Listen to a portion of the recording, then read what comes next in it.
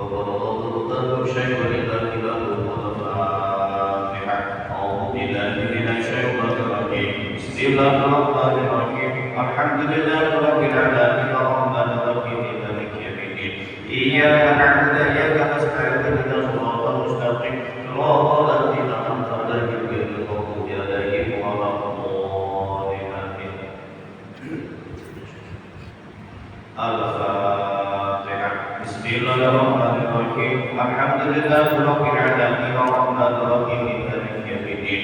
إياك نعبد وإياك نستعين اهدنا الصراط المستقيم صراط الذين أنعمت عليهم غير المغضوب عليهم ولا الضالين. آمين. بسم الله الرحمن الرحيم. الحمد لله رب العالمين وبه نستعين على أمور الدنيا والدين والصلاة والسلام على سيد الأنبياء والمرسلين سيدنا ومولانا محمد وعلى آله وأصحابه أجمعين.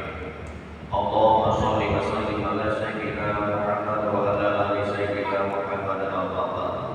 رب اشرح لي صدري ويسر لي أمري واحلل عقدة من لساني يفقهوا قولي. قال النبي صلى الله عليه وسلم قد سلك طريقا يلتمس فيه علما سهل الله له طريقا إلى الجنة. وقال أيضا فضل العلم حبيب الله. قال المؤلف رحمه الله ونفعنا بالعلوم والأسراره وأمدنا بالخيرين آمين يا رب العالمين. Yang terhormat para sepuh dan para pengurus dan segenap jamaah, alhamdulillahirabbil alamin, atas rahmat dari Allah Subhanahu wa taala kita semua masih diberi nikmat Islam, panjang umur, hidayah, taufik, kemampuan sehingga masih mampu menunaikan aktivitas kita, kewajiban kita, thalabul ilmi. Mudah-mudahan manfaat barokah husnul khatimah. Allahumma amin.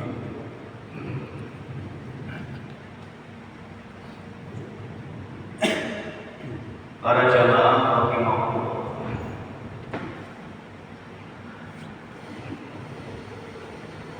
kajian pada permulaan rutinitas ini insyaallah akan menjelaskan tentang kajian ilmu tauhid. Kami awali dengan kajian tauhid sebagaimana salah satu ilmu yang harus kita tuntut, yang harus kita pelajari, yang harus kita mengajinya, bahkan hukumnya fardu ain. Sebagaimana ilmu fikih, ilmu tasawuf, dan juga ilmu tauhid. Karena dalam kaidah ulama, tiga ilmu ini bagi muslim Ahlus Sunnah wal Jamaah yang sudah balik, akalnya sehat, dituntut harus mengaji tiga ilmu itu: ilmu tauhid, ilmu fikih, dan ilmu tasawuf. Apa itu ilmu tauhid? Ilmu tauhid itu ialah ilmu ladzi yusohibul aqidah, ilmu yang untuk mempelajari tentang akidah, tentang kepercayaan, tentang keimanan, supaya iman kita, supaya kepercayaan kita, tauhid kita, akidah kita tidak keliru mengikut akidah Ahlus Sunnah wal Jamaah. Para jamaah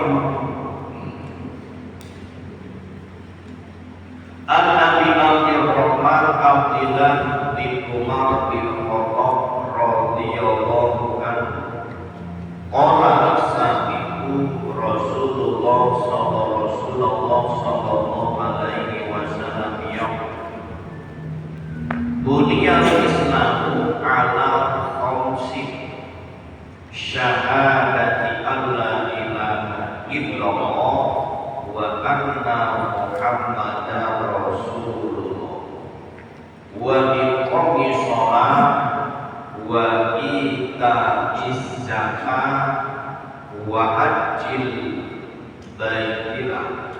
wa shaumi Ramadhan. Rawahu Imam Bukhari wa Imam Muslim. Hadis diriwayatkan dari Imam Bukhari dan Imam Muslim. Hadisnya dari Sayyidina Abdullah bin Umar radhiyallahu anhu. Para jamaah rahimahullah, dalam hadis ini menjelaskan tentang rukun Islam. Rukun Islam yang jumlahnya ada 5.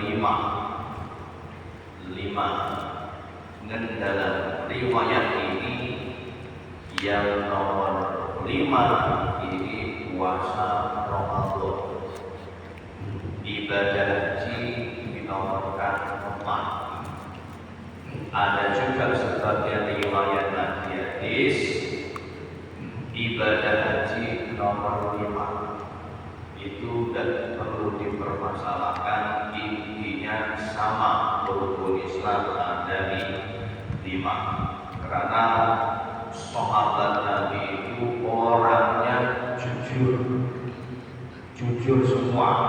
Artinya apa yang disampaikan oleh Nabi ya disampaikan apa adanya yang diajarkan Nabi. Salah satunya ini Abdullah bin Umar ini diajari Nabi yang menghafal hadis Nabi yang menjelaskan tentang rukun Islam ada 5, tapi yang ibadah haji ini nomor 4. Ada juga sahabat lain meriwayatkan karena sama semua dari Nabi ibadah haji nomor 5. Itu tidak jadi masalah, semuanya benar. Intinya rukun Islam ada 5. Para jamaah rahimahullah, dikatakan di dalam hadis ini buniyal Islam ala khamsin. Dibangunnya Islam, bisa berdirinya agama Islam, bisa jejaknya dengan agama Islam ini karena ada 5 hal yang harus kita mulaikan, yang harus kita lakukan supaya agama Islam ini berdiri jejak sempurna. 5 ini terbagi menjadi 3. 5 rukun Islam ini terbagi menjadi 3. Ada yang ibadah pakai badannya, ibadah dari badannya. Yang kedua ada ibadah pakai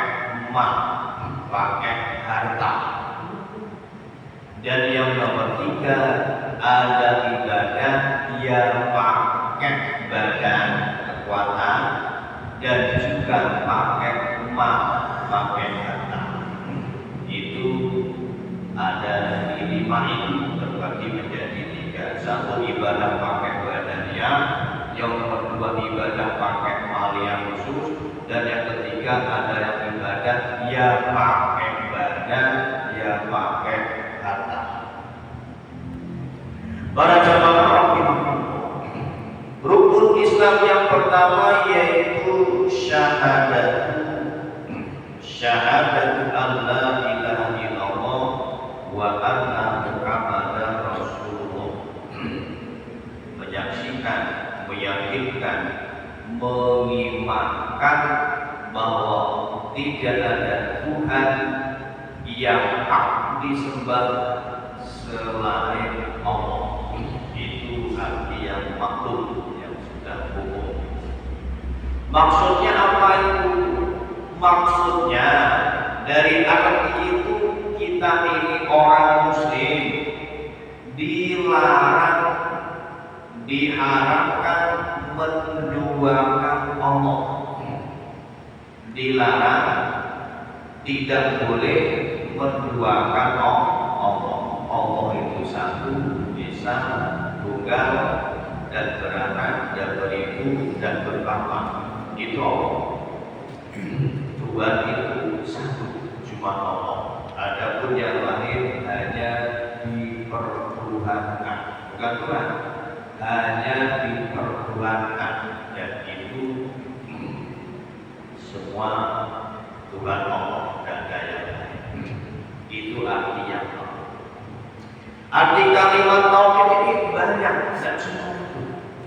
Yang jelas kalimat tauhid ini bila mana kita perbanyak baca kalimat tauhid ini bisa menambah keimanan kita, bisa menambah ketauhidan kita, bisa menambah akidah kita, keyakinan kita, asal diperbanyak bacanya. Karena arti dari lafaz tauhid ini banyak sekali. Sehingga bila mana orang bisa menghayati, merenungi, diambil dari kalimat tauhid ini apa saja larinya ke situ, ke kalimat tauhid. Sehingga kita ini akidah kita tetap kepada Allah, bersandar pun juga kepada Allah, sehingga tidak mudah kita bersandar kepada selain Allah. Ini dari kalimat Allah, la ilaha illallah. Maka contohnya banyak. Ada salah satu orang yang diberi penyakit sakit dan sembuh-sembuh. Lalu orang itu baca kalimat tauhid la ilaha illallah, yang artinya tidak ada yang memberi penyakit selain Allah. Kok Allah hadir kembalinya? Kok Allah? Itu namanya tauhid. Untuk memantapkan akidah kita, tauhid kita, iman kita, supaya tidak bersandar kepada makhluk. Meskipun sakit kita itu mungkin dari wasilah dari orang, dari tangan orang, tapi tetap hakikat dari Allah. Maka baca la ilaha illallah, tidak ada yang memberi penyakit, semua dari Allah. Begitu juga orang itu berobat, sakit berobat ke dokter, ke rumah sakit, cari obat ke apotek, lalu sembuh dari penyakit. Baca kalimat ini supaya tauhid kita tidak hilang, hakikatnya tidak hilang, keimanan kita tetap bersandar kepada Allah. Baca la ilaha illallah, tidak ada orang Tuhan yang memberi kesembuhan penyakitku ini selain Allah. Hakikat kembali kepada Allah. Meskipun itu syariatnya, asbabnya minum obat, asbabnya berobat ke dokter, ke rumah sakit, minum obat apa saja sehingga penyakit kita hilang, sembuh, maka tetap hakikat yang menyembuhkan Allah Subhanahu wa Ta'ala, bukan obat. Dokter, tabib itu hanya